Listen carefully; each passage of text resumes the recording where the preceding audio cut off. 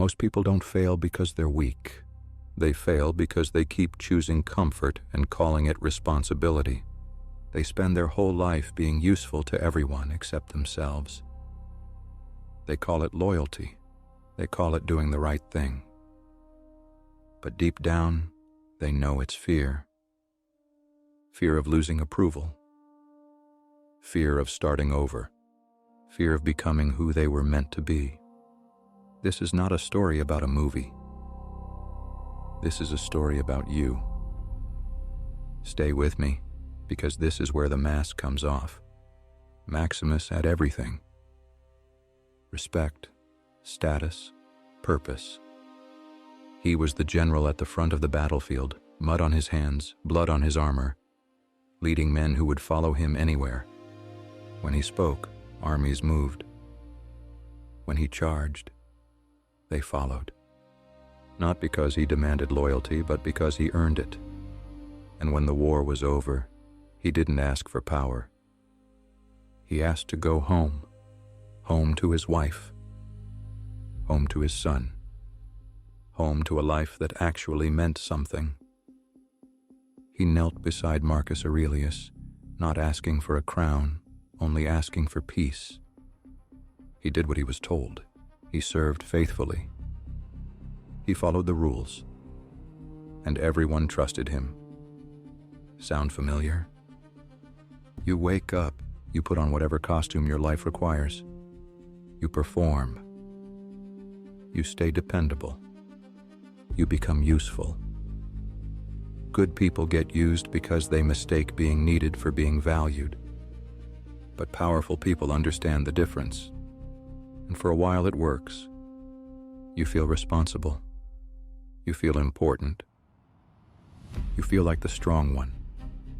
But inside, something is fading, because when your worth comes from what you provide, the moment you stop producing, you start disappearing. And that's when life tests you. Maximus thought loyalty would protect him. But then the crown passed to the wrong man. One quiet conversation. One decision made out of jealousy and fear. And suddenly the hero of Rome was marked for death. No trial, no warning, just an order whispered in the dark. He rides home as fast as his horse can carry him, driven by nothing but instinct and hope. But when he arrives, there is no home left to protect. Only smoke, only ashes, only silence where laughter used to live. His wife, his son, gone. And he collapses to the ground, not as a general, not as a hero, but as a man who has lost everything that gave his life meaning. Not just betrayed by a man, but betrayed by the system he gave his life to. Loyalty doesn't protect you from systems that only care about outcomes. Jobs end. Relationships collapse. Dreams fall apart.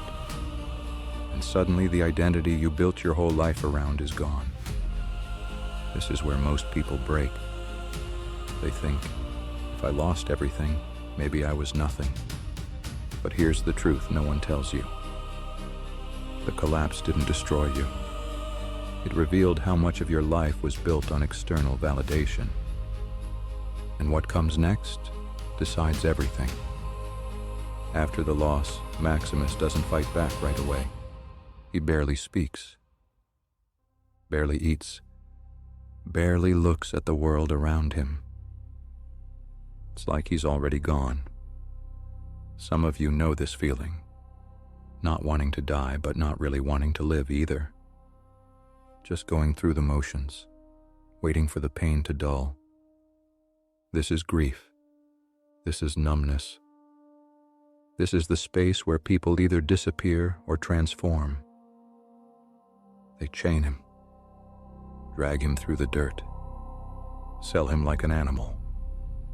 No name, no rank, no past. Just another body in the crowd.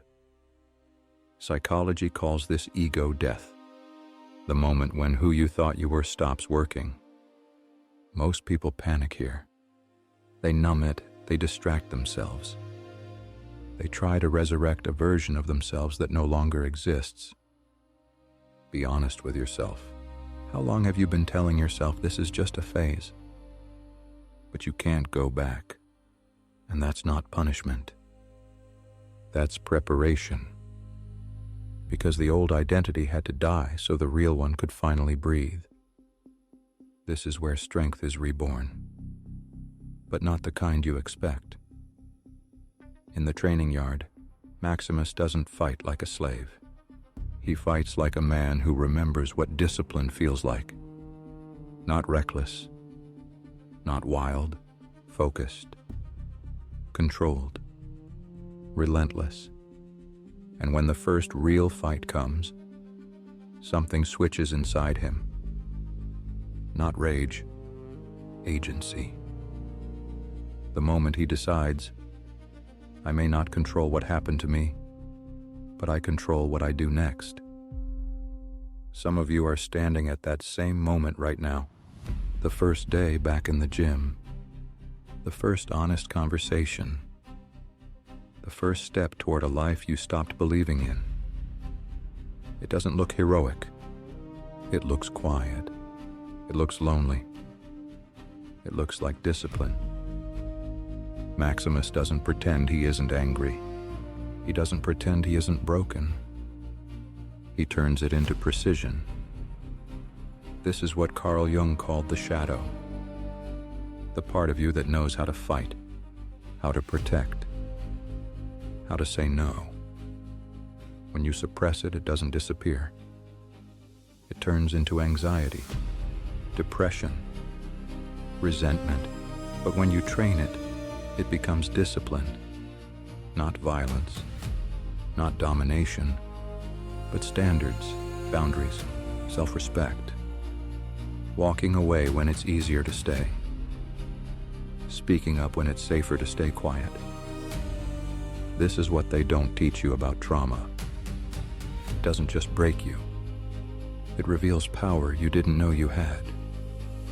Power that doesn't need permission. And then comes the moment you stop hiding. In the Colosseum, surrounded by thousands of people, when the emperor finally realizes who stands before him, Maximus removes his helmet. And he doesn't whisper.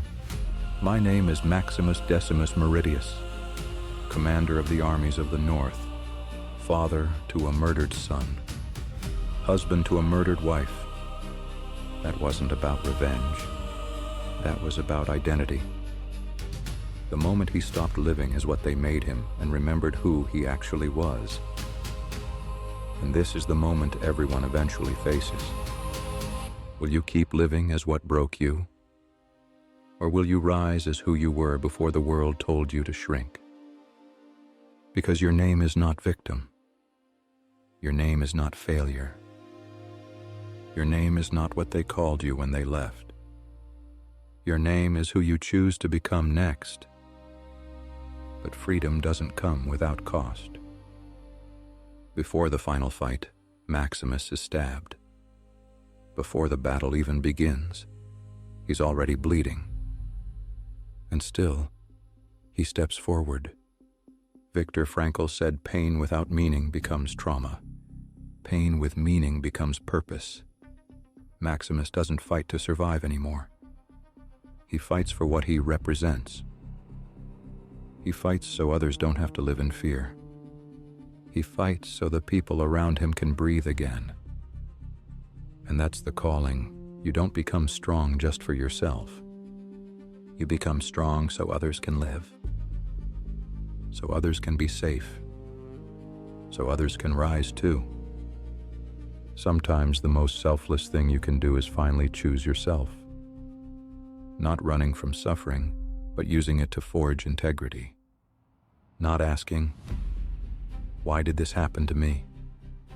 But asking, who am I becoming because of this? That's where freedom actually begins. Not when life gets easier, but when you stop letting pain define your limits. This is where everything changes. And in the end, he doesn't die a slave.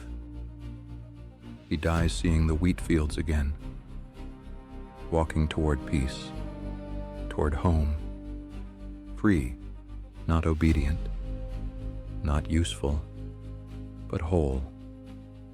And maybe that's what you're being called into right now.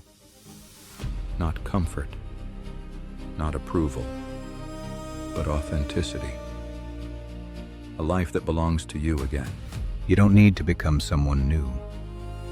You need to remember who you were before you learned how to survive, before you learned how to stay small, before you forgot your own strength. No matter how long you've drifted, no matter how many times you've fallen, no matter what you lost, you are still worthy to rise. But awakening is only the beginning. What you do after this moment decides your future. If this found you when you needed it, you're not here by accident. This channel is for people rebuilding, for people waking up, for people choosing growth over comfort. If that's you, you belong here. Tell me in the comments, what's your arena right now? What are you being called to face? And remember, they can take your comfort, they can take your role, they can take your certainty, but they can't take your choice to rise. Stay awake, stay disciplined, stay worthy to rise.